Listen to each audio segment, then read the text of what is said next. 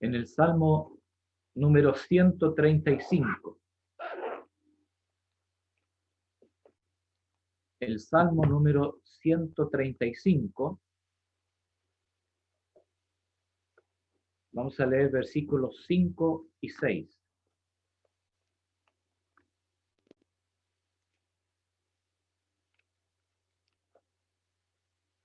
Dice este salmo: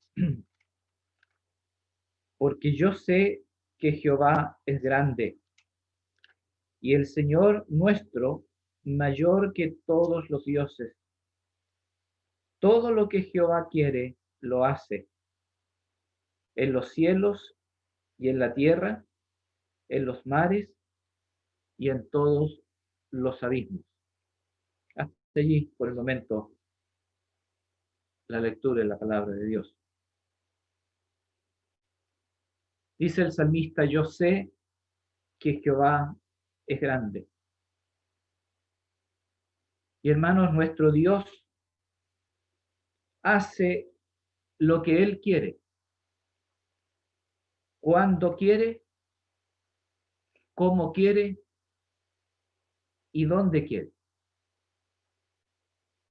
Hermanos, este es nuestro Dios. Y este es nuestro Dios soberano. Y esto es la evidencia de la soberanía de Dios. Yo quisiera en esta mañana meditar un poquito en esto, en la soberanía de nuestro Dios. Hoy en día vivimos en un mundo, en medio de una sociedad que, diríamos nosotros, está tratando muy mal a Dios. Vivimos en medio de un mundo que niega la existencia de Dios. Estamos en medio de un mundo que no quiere saber nada de Dios. Esa es nuestra realidad hoy. Y frente a esta situación, a una situación como esta en la que vivimos, nuestro Dios, el Dios de la Biblia, se manifiesta a su pueblo como el Dios de la soberanía, como el Dios soberano. Y vamos a considerar 3 puntos al menos. Vamos a ver la verdad bíblica en cuanto a la soberanía de Dios. Vamos a ver la evidencia de esa soberanía de Dios. Y vamos a ver la consecuencia que trae a nuestra vida la soberanía de Dios. En primer lugar, tenemos que decir que algo acerca de la verdad bíblica de la soberanía de Dios. Y es que, hermanos, cuando hablamos de soberanía y de soberano, nos estamos refiriendo a Dios, aquel Dios supremo, al que tiene toda la autoridad, al que, como dice nuestro texto, hace todo lo que Él quiere y no rinde cuentas a nadie. Ese es nuestro Dios soberano. Es la perfección divina por medio de la cual, o por razón de la cual, Dios es Dios.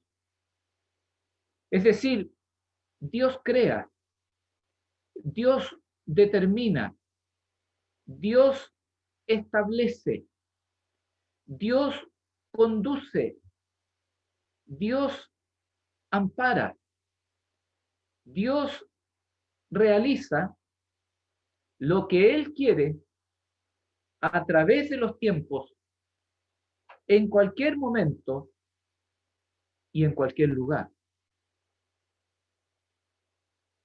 Y cuando la Biblia habla de soberanía, está hablando de esa realidad expresiva de Dios. Y Dios es soberano porque es omnipotente. Dios es soberano porque es libre, hace lo que Él quiere. Y Dios es soberano porque es fiel. Y todas estas perfecciones de Dios, todas estas conducen y concuerdan y se expresan, se manifiestan en este hecho sustancial. Dios es soberano. Dios es soberano. A veces el ser humano, el hombre natural, sin Cristo, sin salvación, no entiende lo que es la soberanía de Dios y no acepta lo que es la soberanía de Dios. Leí una vez a este gran hombre de Dios, Spurgeon, y él decía en uno de sus discursos de evangelio acerca de la soberanía de Dios, y él decía, mire, los hombres, los seres humanos, podemos permitir, por así decir, que Dios entre a su taller y allí Él comience a crear los mundos, las cosas, todo lo que en el mundo hay. Y entonces decía, mire, los hombres dicen, ¿qué Dios tan omnipotente hay, existe y tenemos? Ahora, también decía él, podemos permitirle a Dios entrar en la casa de misericordia y que dé dones a los hombres y decimos, qué Dios tan bondadoso tenemos. Pero decía Spurgeon, cuando ese Dios de la Biblia se sube a su trono, se sienta en su estrado y dice, yo soy el soberano, dice que los hombres rechinan sus dientes y aprietan sus puños y dicen, no tienes ningún derecho a ser el soberano. Y es que, hermanos, el Dios de la Biblia es soberano. Y ese Dios soberano actúa siempre acompañado de sus atributos y de sus perfecciones. Por lo tanto, si Dios es soberano, mire, Dios siempre va a actuar con amor. ¿Por qué? Porque Dios es amor. Y así lo señala y lo dice la Escritura. Y Dios siempre va a actuar con misericordia, porque Dios es misericordioso. Ahora, la misericordia es uno de los aspectos más notorios del amor de Dios y más interesantes del amor de Dios. Cuando se habla de misericordia, uno tiene que entender de que esta palabra proviene del latín y se compone de dos voces latinas. La primera es misere, que quiere decir miseria. Y la segunda es corcordian, que quiere decir corazón. Corazón. Misere, miseria. Corcordian, corazón.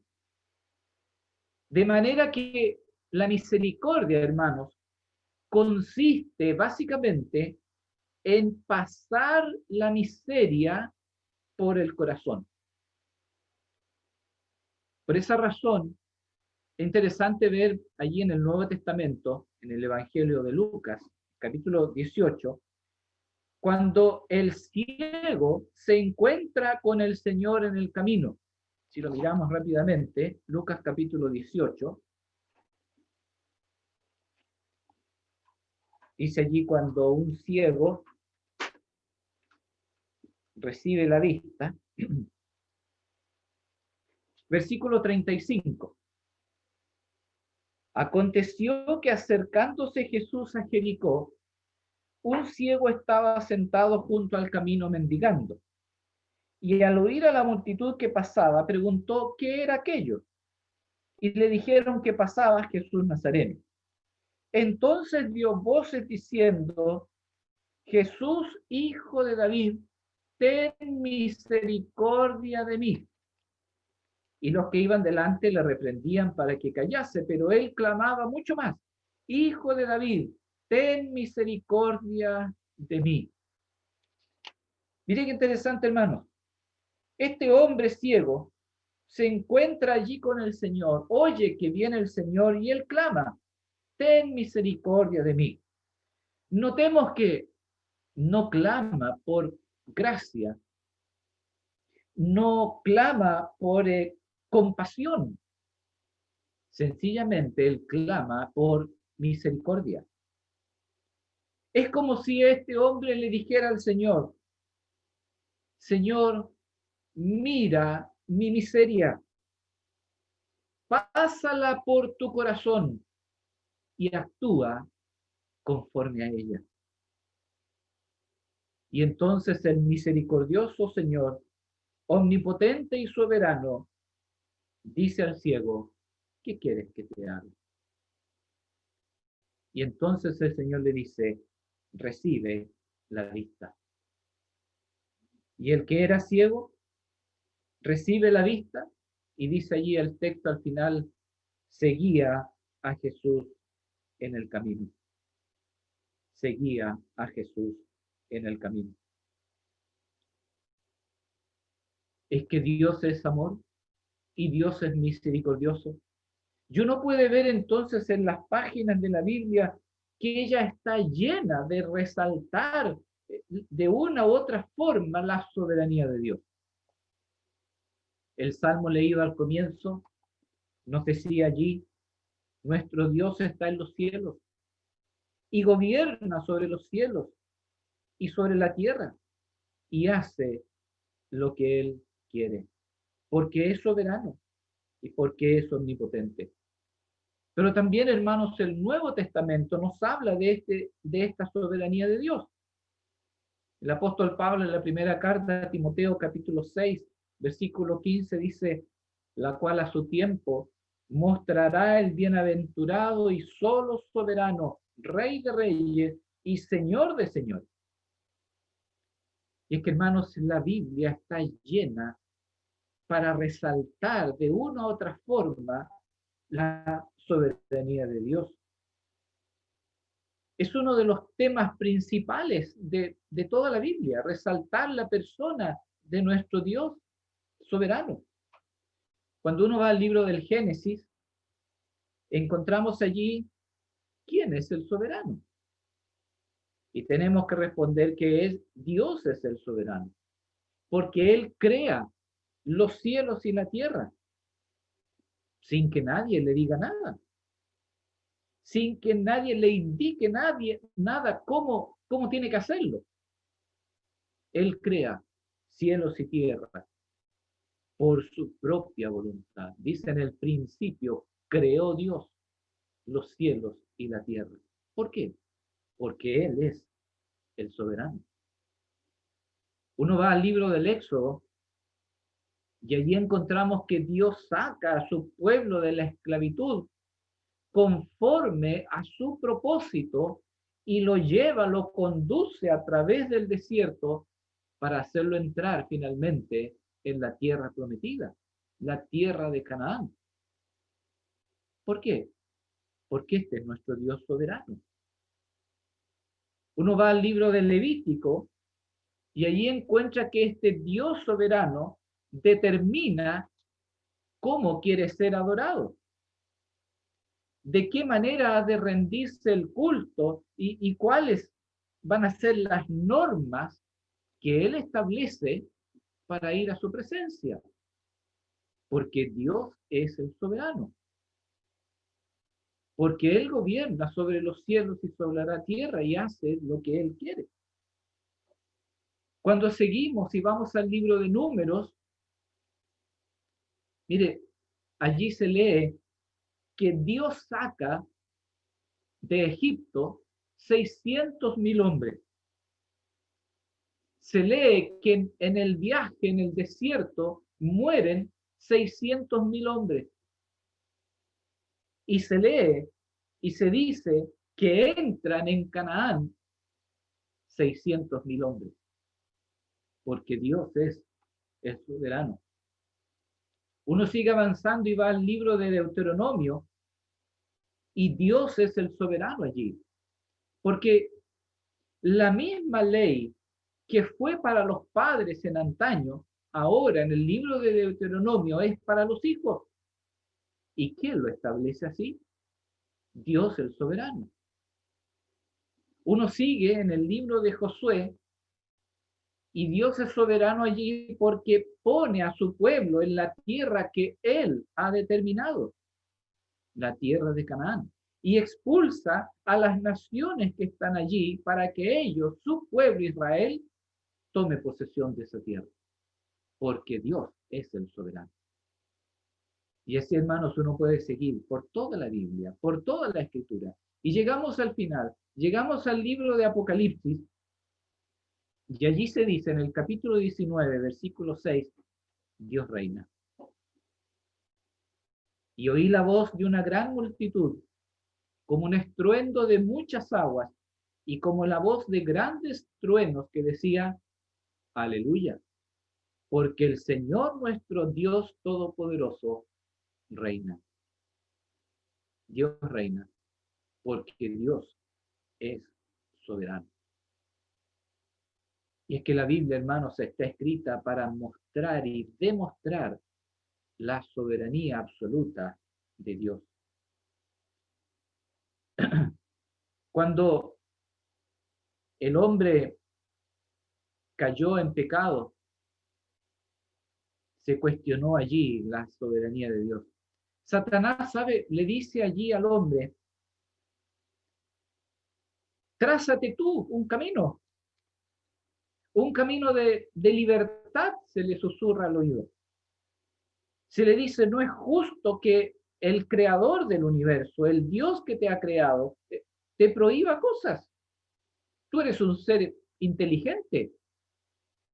Por lo tanto, se le susurra allí, tienes derecho a ser libre.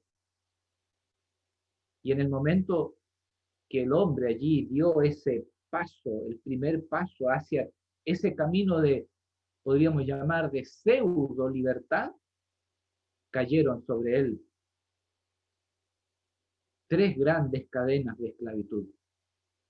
La cadena del yo, la cadena del mundo y la cadena de la carne. Pero hermanos, solamente el soberano Dios puede librar de esa situación tremenda al hombre.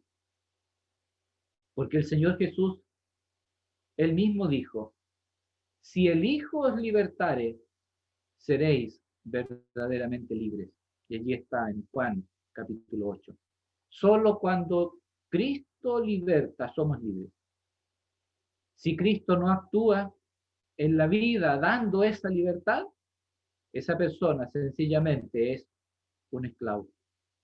Somos esclavos del yo, esclavos del yo. ¿Y cuántas veces, hermanos, hemos caído en este lazo, en esta esclavitud?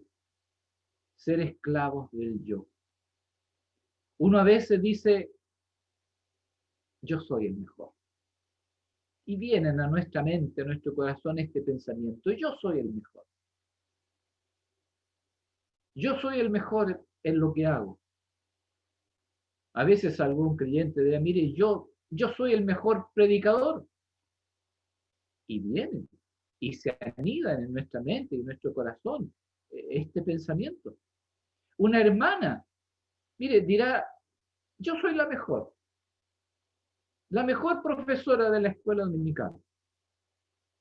Pero ahí está ese gran yo fluyendo. Pero solamente cuando Cristo libera de esa situación, ¿sabe? Vamos a entender allí, recién allí, que, que la gloria más grande que alguien puede esperar es servir a Dios. Es servir a Dios. Eso es lo mejor. No se trata de ser el mejor, no se trata de ser el más grande dentro de la congregación. No, lo mejor es ser siervo del Señor, siervo de Jesucristo. Sabe que en la iglesia del Señor hoy en día uno ve y está llena de grandes, así entre comillas, de grandes. Pero hermanos, lo que la iglesia necesita, lo que el Señor necesita hoy, son siervos, necesita siervos. Y ese es el único lugar en realidad que podemos ocupar. Ser siervos de Jesucristo. El apóstol Pablo, con todo lo grande que él era, ¿no? Uno podría compararlo como una grandeza, como una eminencia. Sin embargo, ¿qué decía él? 1 Corintios, capítulo 4, versículo 1, él decía, téngannos los hombres sencillamente por servidores de Cristo y administradores de los misterios de Dios, siervos de Cristo. La expresión aquí es esclavo. Y hermanos, es que no podemos ser más de lo que fue el Señor. Y el Señor, aquel Rey de Reyes y el Señor de Señores, en su naturaleza humana, vino al mundo de los hombres, en forma de hombre, tomando forma de siervo, siendo semejante a los hombres. Entonces, ¿qué nos queda a nosotros? Ser como Él, un siervo.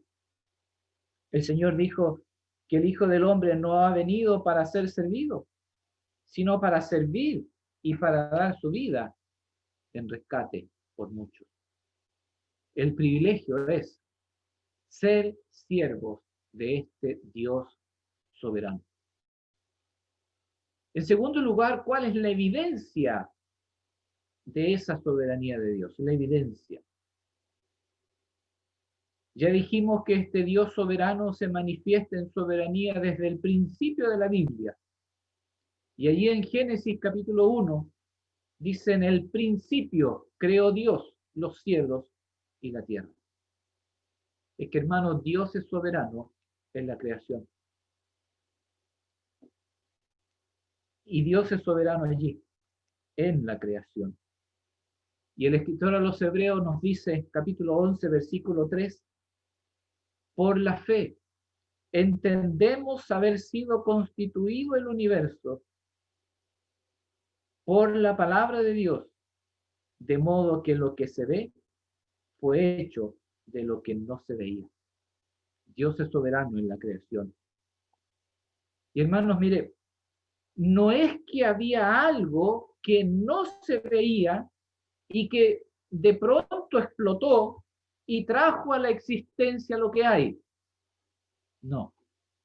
Simplemente y sencillamente de lo que no se veía, porque no existía, Dios trajo a la existencia todo cuanto hay, todo cuanto nos rodea. Por eso la Biblia también habla de la adoración celestial.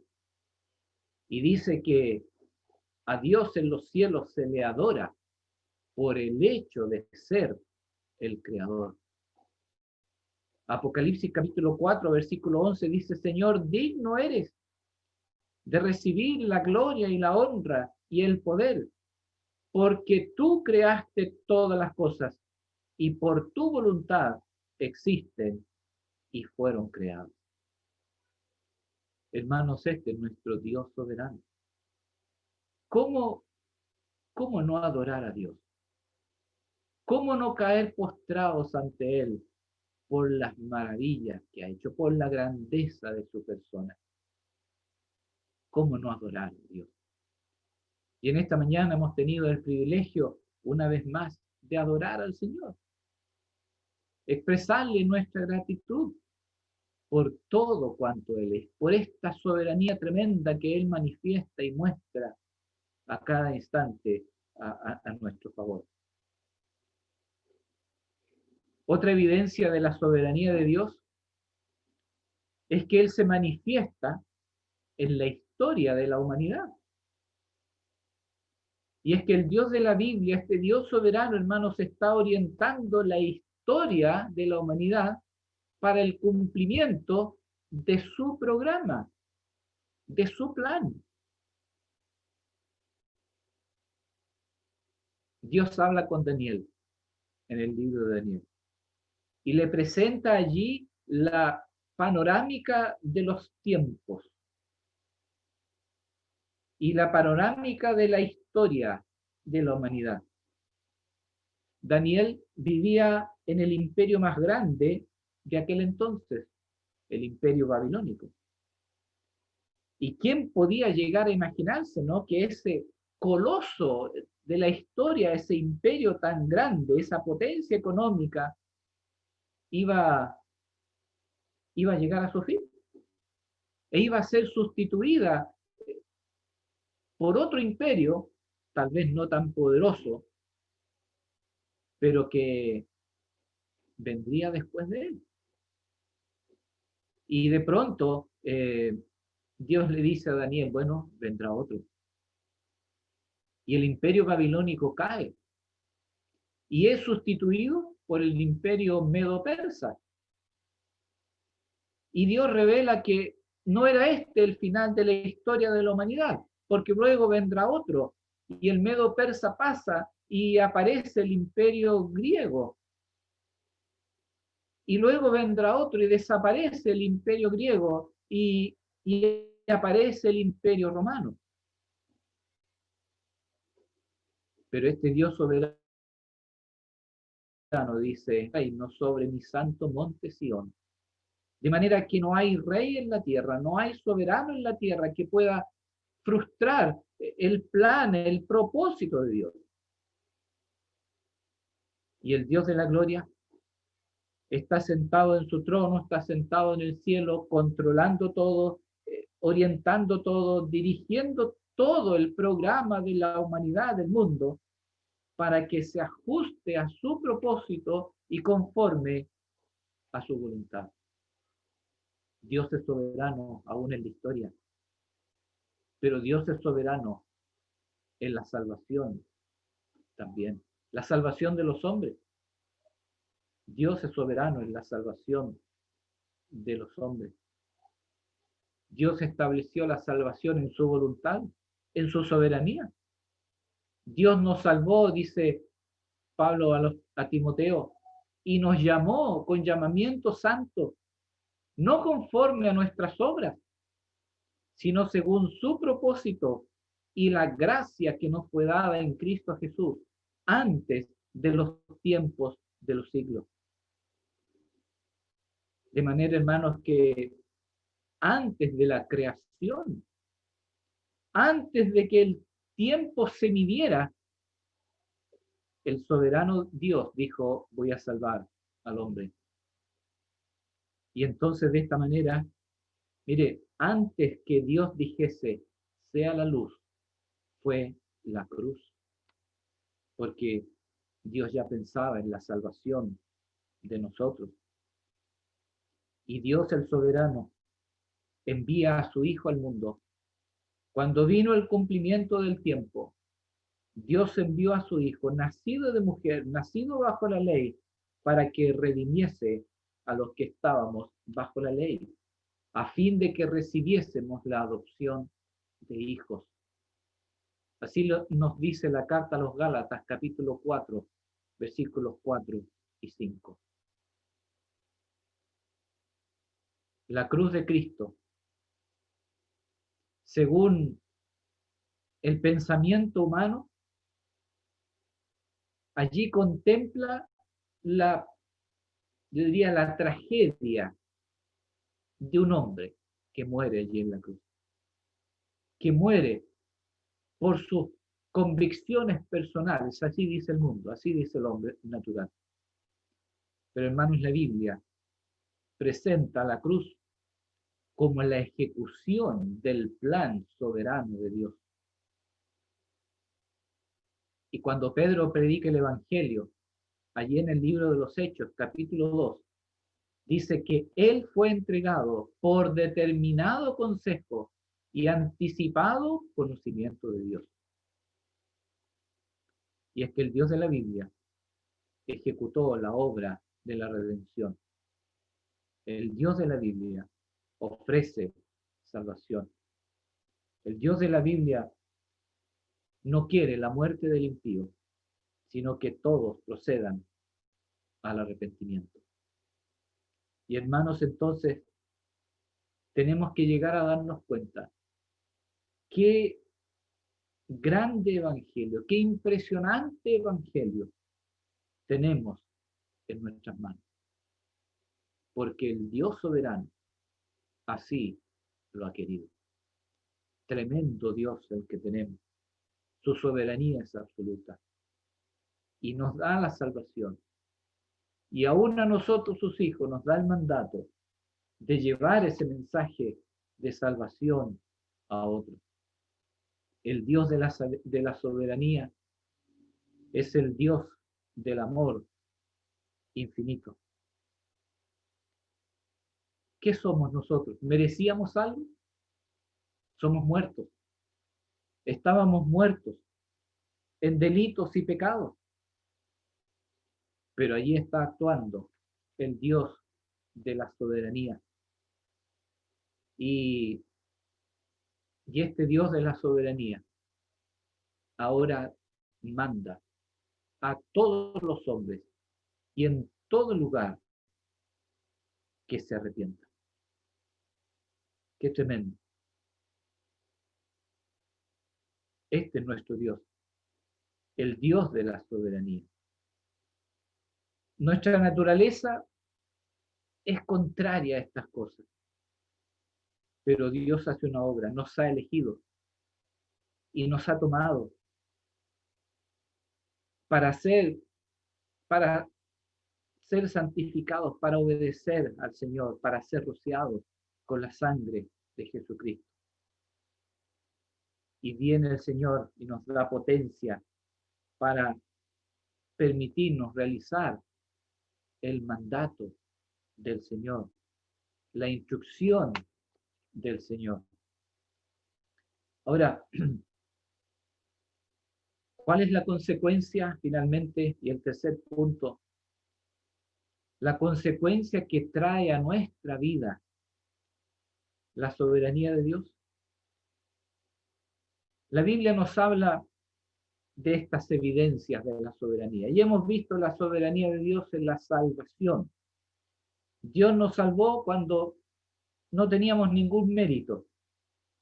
Simplemente fuimos recibidos a misericordia.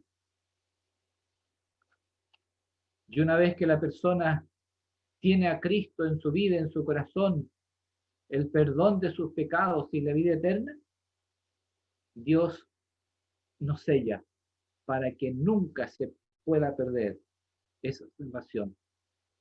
De manera que Dios hace una obra tremenda, una obra admirable. Judas en su carta nos dice que Dios es poderoso para guardaros sin caída y presentaros sin mancha delante de su gloria con gran alegría. Jesucristo, el Hijo de Dios, el Dios de la gloria, de la bondad, de la misericordia, tiene también un compromiso para con nosotros. Dice el Señor allí en Juan, todo lo que el Padre me da, no pierda yo nada, sino que lo resucite en el día postrero. Él resucitará a todos en el día postrero. El Señor actúa trabajando en esa misma línea. Dice Pablo ahí en Efesios capítulo 1 que es las arras de nuestra herencia hasta la redención de la posesión adquirida para la alabanza de su gloria. Dios es soberano. Y para nosotros los que creemos en Él, ya no hay ninguna condenación para los que están en Cristo Jesús. Debemos entonces recordar que Dios no nos ve por lo que somos, sino ahora por la posición que ocupamos. Estamos en Cristo y nos ve en Cristo. Y no solamente estamos en Cristo y nos ve en Cristo, es que además estamos sentados con Cristo en los lugares celestiales. Qué tremenda privilegio, qué tremenda posición la que tenemos hoy, porque Dios es soberano y porque así lo ha querido. Si pues habéis resucitado con Cristo, dice Pablo a los Colosenses, buscad las cosas de arriba, donde está Cristo sentado a la diestra de Dios. Esta es la bendición grande que tenemos en el Señor. Pero sabe, hermanos, el camino del creyente no es un camino fácil. Muchas veces no es un camino de rosas, podríamos decir. El mismo Señor dijo, en el mundo tendréis aflicción. Y de pronto estamos en Cristo, pero vienen las pruebas, vienen aquellas que son grandes y difíciles de sobrellevar. Y a veces los creyentes pasamos por situaciones demoledoras en nuestra vida, donde siempre hay una pregunta que no tiene respuesta. Y la pregunta es, ¿por qué, Señor? ¿Por qué, Señor? Y entonces, hermanos, este Dios soberano se acerca a nosotros por el Espíritu Santo, aplicando la palabra, y dice, no puedo darte explicación porque no la entenderías ahora, como le dijo a Pedro. Pero oímos la voz de Dios que dice, porque mis pensamientos no son vuestros pensamientos, ni mis caminos, dice el Señor. Isaías 55, versículo 8. Lo que yo hago, tú no lo entiendes ahora. ¿Sabe? Un ejemplo de esto podría ser un niño pequeño, ¿no? Un niño pequeño que se suelta de la mano de su madre o de su padre y quiere atravesar la calle a mitad de cuadra, con todo el peligro, ¿no?, que aquello involucra. Y entonces el padre y la madre le habla al niño, quiere razonar con el niño. Pero el niño pequeño no entiende, él lo único que quiere es cruzar la calle. Pero el Señor, del Dios de la soberanía, viene a nuestro encuentro, proveyendo lo necesario para superar la prueba. Aquel que cuando el pecado abundó hizo que la gracia sobreabundara. Es el que viene a nuestro encuentro, en nuestros problemas, en nuestras lágrimas, para decir las palabras de Santiago. Él da mayor gracia. Él da mayor gracia. Pero hermano, siempre está en nosotros esa pregunta, a veces sin respuesta. ¿Por qué, Señor? ¿Por qué me viene esto a mí? ¿Por qué me sucede esto a mí? ¿Por qué, Señor? Y hermanos, es que el Dios soberano así lo permite. Es que el Dios soberano así lo ha querido, para enseñarnos, para hacernos crecer, para hacernos estar más cerca de Él tal vez. Pero Dios lo permite. Y uno se pregunta y uno se cuestiona, ¿por qué, Señor? Mire, finalmente se cuenta la historia de un joven creyente universitario. Y él está en su clase en la universidad. Y de pronto aquel joven comienza a sentir fuertes dolores de cabeza.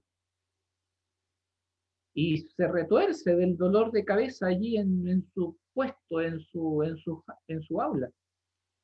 Y el profesor se da cuenta, le pregunta qué siente, y es llevado al médico.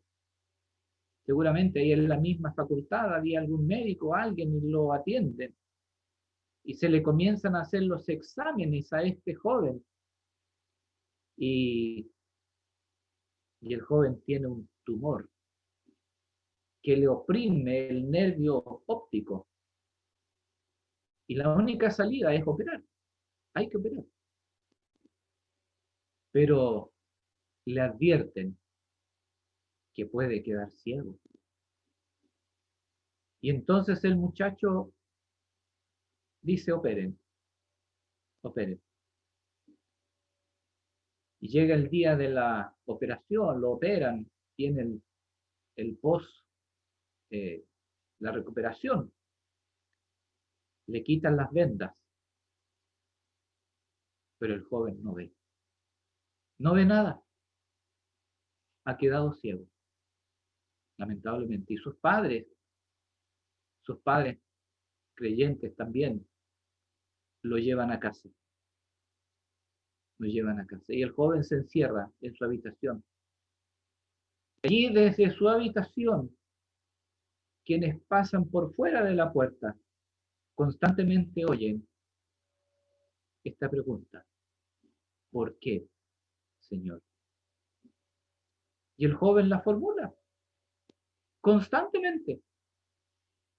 Y uno entiende a este joven, ¿verdad? Y uno se cuestiona y se pregunta, ¿por qué, Señor? ¿Por qué? Y se dice que lo visita después un hermano, un anciano seguramente allí de la iglesia. Y, y él le dice, lo invita para que vaya al local de reuniones, para que no deje de congregarse a pesar de toda la dificultad, que él vaya. Y el joven pregunta y dice, pero ¿para qué voy a ir? Si miren lo que me ha pasado, ¿para qué? Y el hermano le dice, bueno, anda para que hagas lo que siempre has hecho: honrar a Dios, glorificar a Dios, orar a Dios, cantar a Dios y dar gracias al Señor que estás vivo, por la salud que tienes, por la vida eterna que Él te ha dado. Y lo anima. Y se dice que a la semana siguiente el joven va, es llevado por sus padres y va allí a la reunión. Y entonces allí el joven en esa mañana dice que se para y canta, comienza a cantar un himno. Y es ese himno conocido que dice, en el seno de mi alma una dulce quietud se difunde embargando mi ser. Una calma infinita que sólo podrán los amados de Dios comprender. Y allí el joven no pudo más. Y las lágrimas comenzaron a caer, a rodar por sus mejillas. Y muchas personas comenzaron también a llorar allí. Y, pero otros hermanos se dieron cuenta de la situación y siguieron cantando la estrofa. Y se dice que el muchacho allí respiró hondo, tomó fuerza y cantó: paz, paz, cuán dulce paz es aquella que el Padre me da. Yo le ruego que inunde por siempre mi ser en sus ondas de amor celestial. Un hermoso himno que a veces conocemos, ¿verdad? Pero hermanos, ¿sabemos qué es esto? Hermanos, este es el Dios soberano. Este es el Dios soberano actuando en gracia, curando una herida y dando fuerza. Qué tremenda prueba la de aquel joven ciego. pero el Señor da fuerza. Yo no tengo fuerza, pero mi Dios tiene fuerza. Yo no tengo recursos, pero mi Dios tiene recursos. Y en esa situación angustiosa por la que podemos estar pasando, se siente, se palpa la mano del Señor que toca nuestro hombro, que toma nuestro hombro y nos dice, no temas, no temas. Yo estoy contigo. Nunca estarás solo. Nunca llevarás una carga tan pesada que no puedas poner allí a los pies del Señor. Hermanos, a veces llevamos nuestras propias cargas porque no las ponemos a los pies del Señor y nos agobiamos con las dificultades que nos pasan. Pero Él es poderoso. Y cuando ponemos nuestras cargas allí a los pies del Señor, en las manos de Cristo, Él hace un milagro grande con nosotros. ¿Sabe lo que el Señor hace? Nos toma en sus brazos poderosos y llenos de amor para que podamos llevar nuestras cargas, pero con Él. Hermanos, este es el Dios de la soberanía. Este es nuestro Dios grande que hace lo que Él quiere. Como decíamos al principio, el Dios que hace lo que Él quiere, cuando quiere, cómo quiere y dónde quiere. Este es el Dios soberano que habla la Biblia de Él desde el principio hasta el fin. Pero es el Dios a quien tenemos que servir. Que Dios entonces, hermanos, pueda hacer algo grandioso, maravilloso con nuestras vidas. Porque hemos descubierto y seguimos descubriendo la grandeza de la soberanía de Dios. Rodeada de su amor, de su paz, de su gozo, de su consuelo y de su misericordia.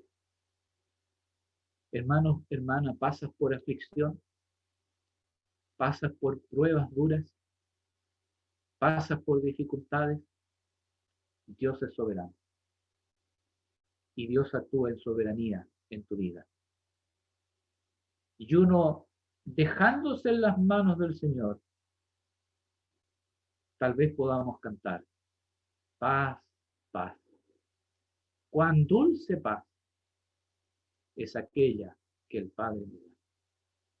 Yo le ruego que inunde por siempre mi ser con sus ondas de amor celestial. Hermanos, que el Señor nos ayude a apreciar la grandeza de nuestro Dios, la soberanía tremenda de nuestro Dios, a este Dios soberano que tenemos. No es un Dios lejano, como pudiéramos pensar, el soberano está arriba en el cielo y yo aquí lejos. No, no, Él está con nosotros. No te dejaré, ni te desampararé. En las peores circunstancias de tu vida, Él está con nosotros. Hermanos, que el Señor nos ayude y que el Señor bendiga